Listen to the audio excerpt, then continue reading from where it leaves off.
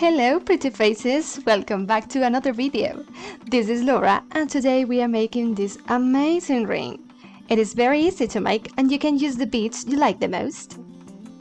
This time I'm using a 21 brass wire, but you can use the one you have at home. Just be sure it fits on your beads hole. So obviously you only need two supplies, wire and beads. First of all, measure your finger and cut yourself 20 centimeters of wire. Bend it in half, just like so, and use your round nose pliers to make a loop right in the center. Cut another piece of wire 10 centimeters long, place it in the center, and wrap the end a little bit. Just wrap it a couple of times, I think is the best.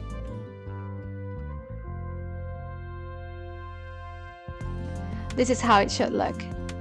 Pretty neat, isn't it? Cut the excessive wire and just bend those wire on the side just to separate them.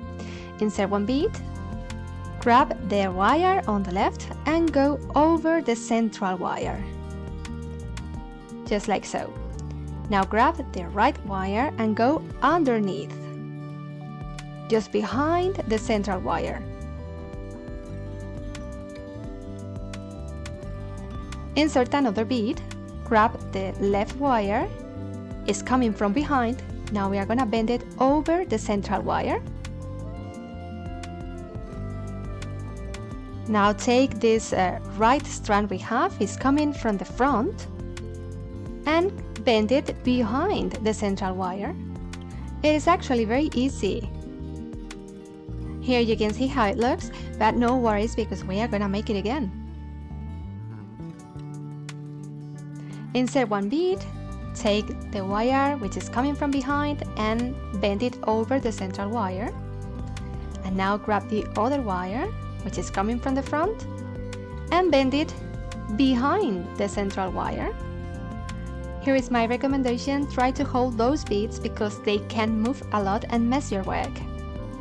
Okay, no panic, let's do it one more time. Insert a bead in the central wire, now grab that left strand, bend it over the central wire like this.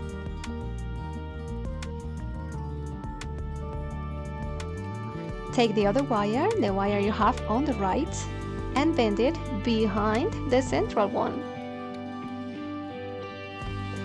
Now repeat this process as many times as you need to cover all your finger. Remember you took measures.